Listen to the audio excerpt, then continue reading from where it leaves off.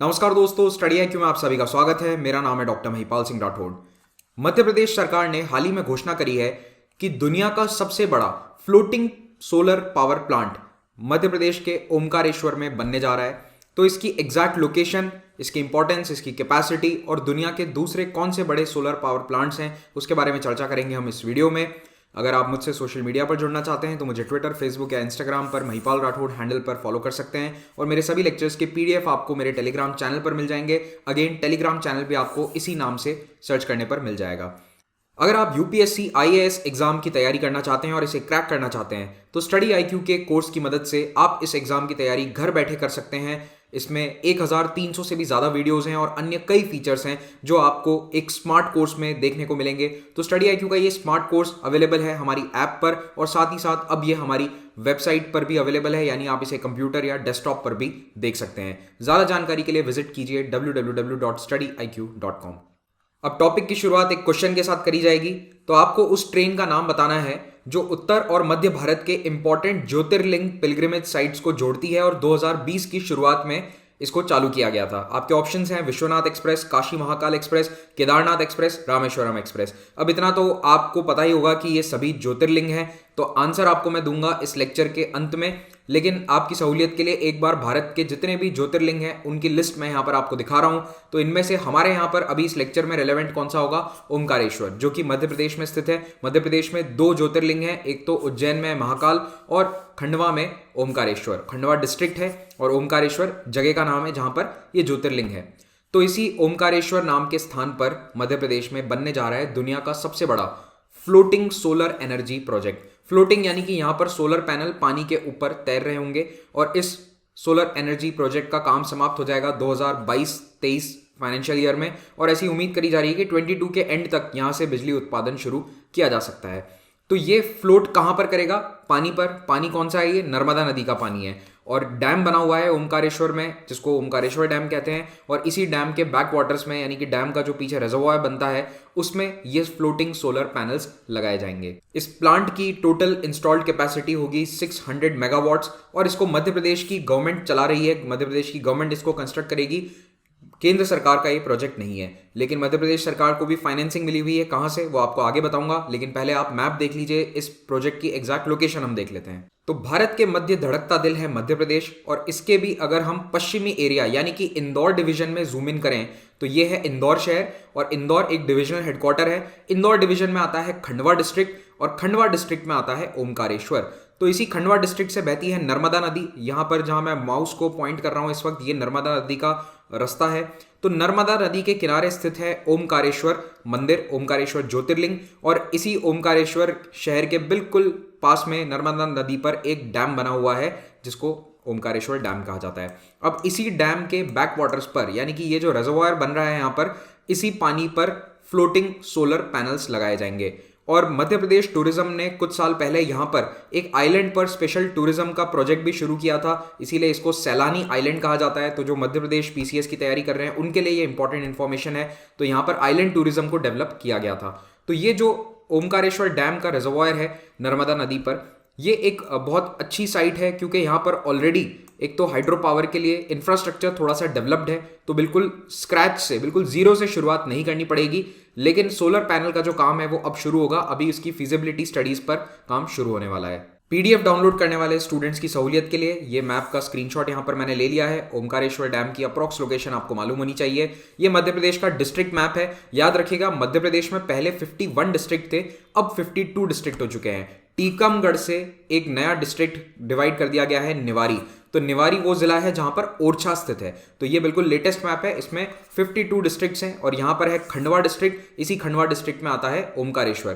तो ये पूरा इंदौर डिवीजन है। ओके, इंदौर डिवीजन का ये हिस्सा है। और ये है निवारी डिस्ट्रिक्ट, जो 2018 के अंत में, आई थिंक नवंबर या दिसंबर में, इसको नया डिस्ट्रिक्ट घोषित किया गया था।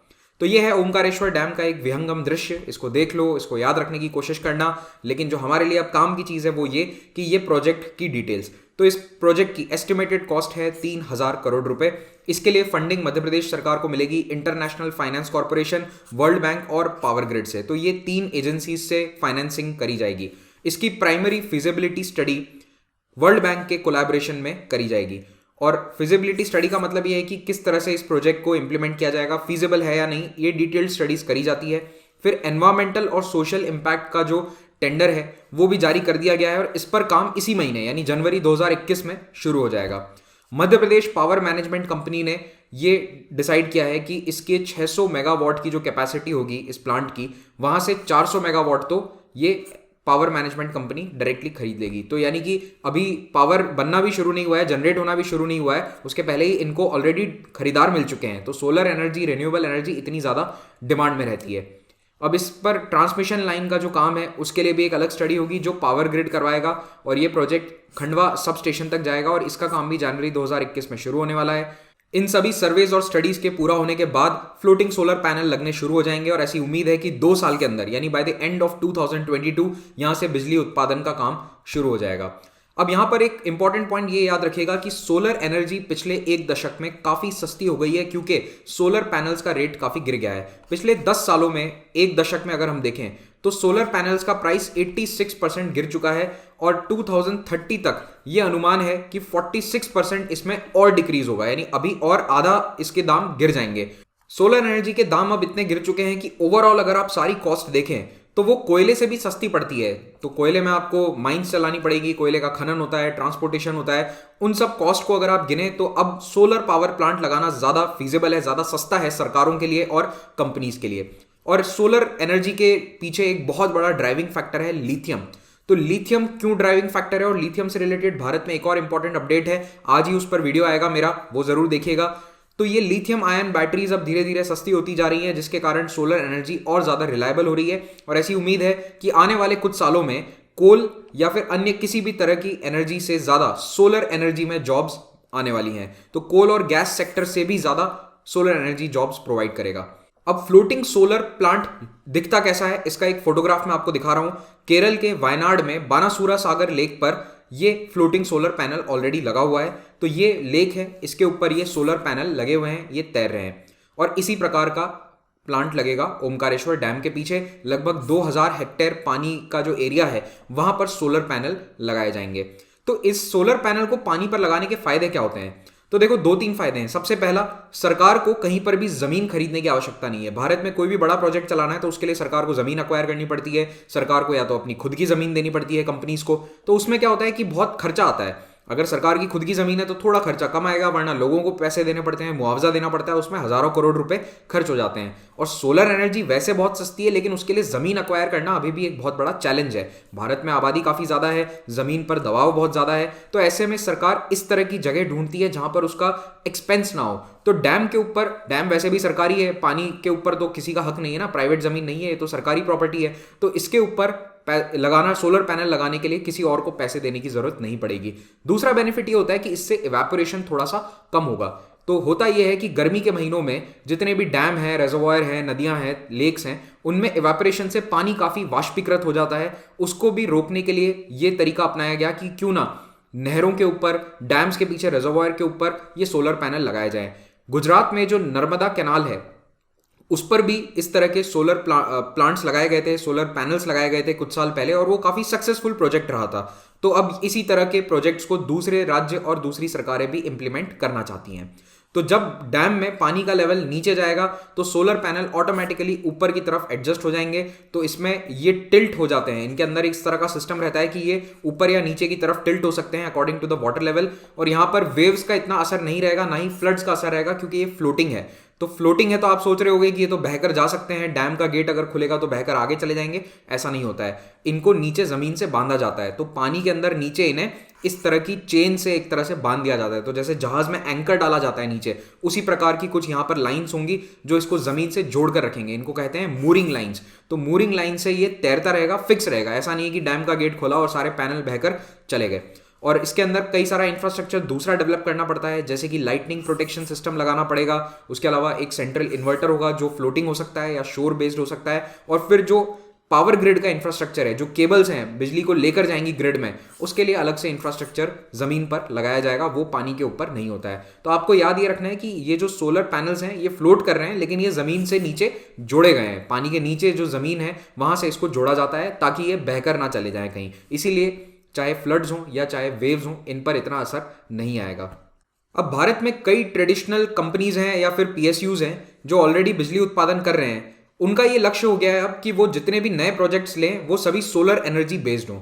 तो जैसे झारखंड और वेस्ट बंगाल सरकार के द्वारा और यूनियन गवर्नमेंट के द्वारा ज्वाइंटली चलाया जाने वाला दामोदर वैली कॉर्पोरेशन, दामोदर नदी कहां पर बहती है? वेस्ट बंगाल और झारखंड में। तो दामोदर वैली कॉर्पोरेशन अपने 4 डैम्स पर ये कोशिश कर रहा है कि 1776 मेगावाट्स के फ्लोटिंग सोलर प्रोजेक्ट्स चालू किए जाएं। तो जल्द ही आपको इसके बारे में भी न्यूज मिल जाएगी। जब भी कुछ फाइनलाइज होगा डेफिनेटली हम इस पर आपको जानकारी दे देंगे। तो अब बेसिकली मैं ये कहना चाह रहा हूं कि जो थर्मल पावर प्रोजेक्ट्स में भी काम करती हैं कंपनियां, जैसे एनटीपीसी हो गई, उनका भी फोकस अब ये हो चुका है कि कंप्लीटली फ्यूचर में सोलर पावर पर कॉन्सेंट्रेट किया जाए। अब अगर मैं बात करूं दुनिया के सबसे बड़े सोलर पार्क की, तो वो भी भारत में स्थित है। तो इसको लेकर देखो काफी कंफ्यूजन रहता है क्योंकि ये लिस्ट काफी अपडेट होती है, हर साल इसमें कोई ना कोई चेंज आता है। एज ऑफ राइट नाउ 2021 जनवरी, जब मैं ये लेक्चर रिकॉर्ड कर रहा हूं, इस वक्त भारत का सबसे बड़ा सोलर पार्क, दुनिया का सबसे बड़ा सोलर पार्क है भाडला, राजस्थान में। तो भाडला, राजस्थान, मेरा गृह राज्य, यहां पर 2245 मेगावाट का ये सोलर प्लांट है। कुछ समय के लिए ये पीछे चला गया था जब 2019 में कर्नाटक ने शक्ति स्थल को इनॉग्रेट किया था। शक्ति स्थल या फिर पावागढ़ सोलर पार्क भी इसको कहा जाता है कई बार, ऑफिशियल नाम शक्ति स्थल है। इसकी कैपेसिटी, इंस्टॉल्ड कैपेसिटी थी 2050 मेगावाट और तब भाडला का काम पूरा नहीं हुआ था। लेकिन 2020 में भाडला में जो प्लान था 2245 मेगावाट का, वो इंस्टॉल हो चुका है। अब पूरा ऑपरेशनल है ये प्लांट एट 2.245 गीगावाट्स। दूसरे नंबर पर है चाइना का गोलमुड सोलर पार्क, ये 2200 मेगावाट का है। तो नंबर 1 पे है राजस्थान का भाडला, नंबर 2 पे चाइना का प्लांट है और नंबर 3 पर है कर्नाटक में स्थित शक्ति स्थल। और आप देखेंगे कि आने वाले 5-6 सालों में और इससे बड़े बड़े प्रोजेक्ट्स लगाए जाएंगे। तो मुझे नहीं लगता, अभी तो कोई पाइपलाइन में नहीं है 2000 प्लस का, लेकिन हाँ 1800 मेगावाट के आसपास बहुत सारे प्लांट्स हैं। रीवा में एक नया सोलर प्लांट बन रहा है, उस पर भी हमने वीडियो बनाया था कुछ समय पहले, आप उसे भी देखिएगा।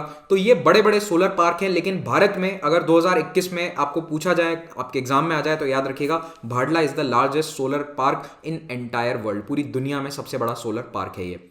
और जो मैंने आपसे सवाल पूछा था लेक्चर की शुरुआत में, उसका आंसर है काशी महाकाल एक्सप्रेस। ये 3 ज्योतिर्लिंग को जोड़ेगी। फरवरी 2020 के महीने में मैंने इस पर वीडियो भी बनाया था, तो अगर आपने वो वीडियो देखा था तो आप इसको आंसर कर सकते हैं। वाराणसी से इंदौर तक ये ट्रेन चलेगी। 3 ज्योतिर्लिंग्स को इसमें कनेक्ट किया जाएगा, ओमकारेश्वर, महाकालेश्वर और काशी विश्वनाथ। तो ये इस ट्रेन का रूट रहेगा। ट्रेन वैसे इंदौर तक ही चलने वाली है और इसका जो ये जर्नी है उत्तर प्रदेश और मध्य प्रदेश से होकर रहेगी। और ये है 12 ज्योतिर्लिंग जो भारत में, उनका मैप। अगर आप चाहें तो पॉज करके इनको देख सकते हैं। Thank you very much for watching this. Have a great day.